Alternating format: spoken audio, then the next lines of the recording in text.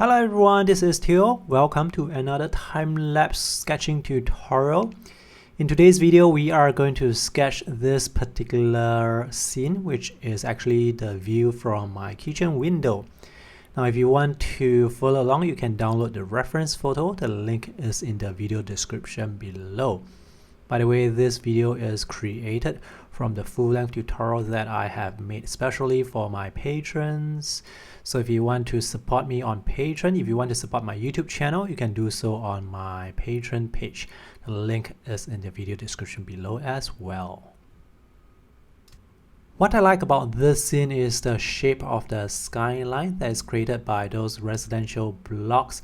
And those blocks that you see, they are actually of the same height, but because they are at different distance away from the camera, they look different in terms of height.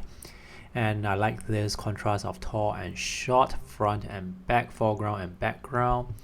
So I start this sketch by using my pencil to mark out the different heights of the buildings to get a different proportion before I start sketching. For complicated sketches, sometimes I would start with my pencil just to make sure that when I draw with ink later on, it's going to be more accurate. And sometimes when there is challenging perspective, I would also start with my pencil just to help myself out, just to get the angles correct. And I don't really follow my pencil lines strictly after that.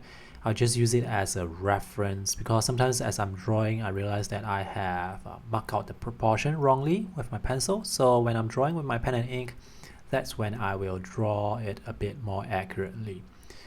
So right now I am measuring the angles. You may notice that the windows on the left side, they are affected by perspective. So in order to draw those windows, I would need to have some perspective knowledge to make it easier. What I do is usually to find a horizon line. So the windows that are above the horizon line, they will tilt. The diagonal lines will tilt towards a vanishing point that is on the horizon line. For the windows that are beneath the horizon line, those diagonal lines, they will tilt above, tilt towards the vanishing point on the horizon line. So in this case here, I start by drawing, as usual, the big shapes first, the longest lines. I draw the outer lines, the outline of this building first before I fill in the details. Once you get the outlines in, once you get the general proportions in, it's really easy to fill in the details because you just have to draw within those shapes. When I'm drawing, I'm always using other elements in the scene to help with my placement. So I will always ask myself, where is this line that I'm drawing in relation to other elements that are in the scene? How tall is this block in relation to the block that is on the left side? Where is this window that I'm drawing in relation to the height of the building? How big is this window in relation to the height? How tall is this next building on the right side? How tall is it in relation to the buildings on the left side? So this is what goes on in my mind when I am drawing. The more of such positioning questions that you ask yourself, the more accurate your sketch is going to be.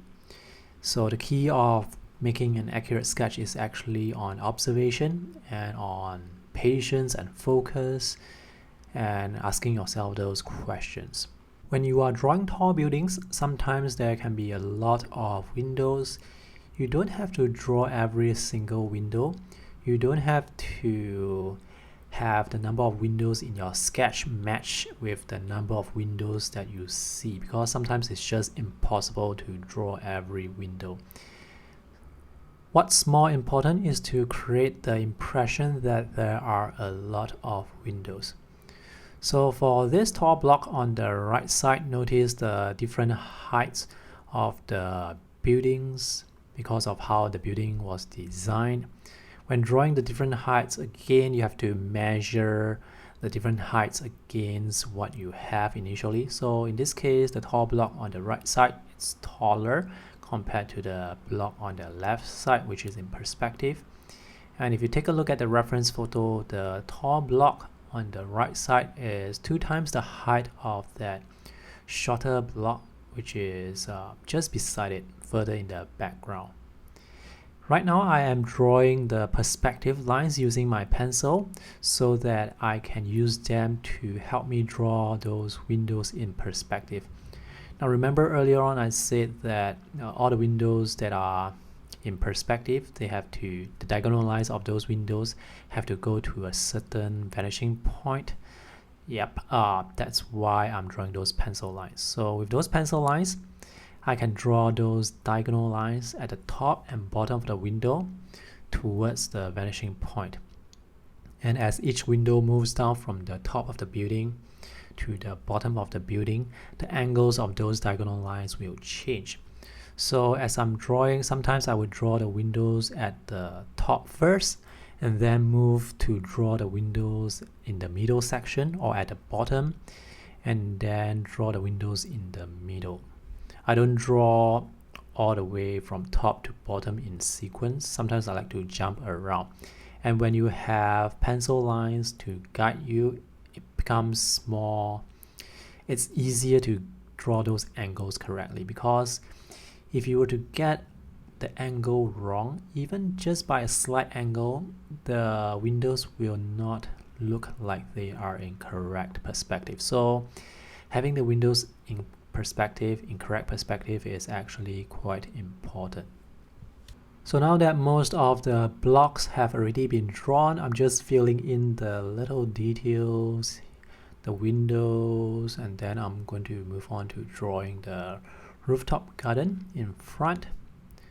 For this sketch, I try to draw from left to right so that my hand doesn't run over the ink, which happens way too often. And I've just used a piece of paper to cover the right side of the sketch so that my hand doesn't run over the ink. Some ink really takes a long time to dry, so you have to understand what ink you're using and how much time is required for the ink to dry. If you're using fountain pen inks, do allow some time because they are not going to dry that fast. Now for this short building in the background, I drew this with my fountain pen turned over to the other side to get those thin lines. And for the windows, you notice I just represented them with little dots and single horizontal lines. So for details that you cannot see, you don't really have to draw too much detail. You just have to try and simplify them as much as possible. If you cannot see the details, don't draw them. Once the details are added, the sketch will slowly come to life, and it's quite satisfying to see your sketch come to life. Sometimes when drawing, especially right at the start with a blank page, it can be quite intimidating or frightening. So laying down pencil lines may actually make the drawing process less intimidating. And with more practice, you will gain more confidence, and soon you won't need those pencil lines anymore.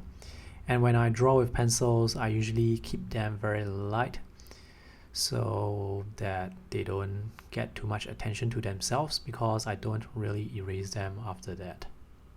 When laying down with watercolor, usually the pencil lines they won't be easily spotted then. For this structure on the rooftop garden, the parallel lines, they are actually all converging to a vanishing point. So to draw these angles correctly, you have to find a vanishing point and then draw those lines towards the vanishing point. You can also draw from observation, but with the knowledge of perspective, you can actually use it to your advantage here to make your sketch more accurate. So this is pretty much the completed sketch. I just need to add in a few more details. So in the second part of the tutorial, I will be coloring this pen and ink sketch with watercolor. So do watch out for that video when it comes out. Did you hear the thunder? I'm actually recording this while it's raining very heavily outside. Alright, so that's all. Do consider supporting me on Patreon, because your support is what makes the videos on my YouTube channel possible. Patreon, by the way, is a monthly subscription service where you can pledge a certain dollar amount to help out the artists that you like. The money is used to get art-related stuff to feature on my YouTube channel, and that's the reason why you do not see obnoxious advertisements, because my videos are actually sponsored by you guys who are watching and also my lovely patrons. Alright, thanks for watching. See you again. Bye.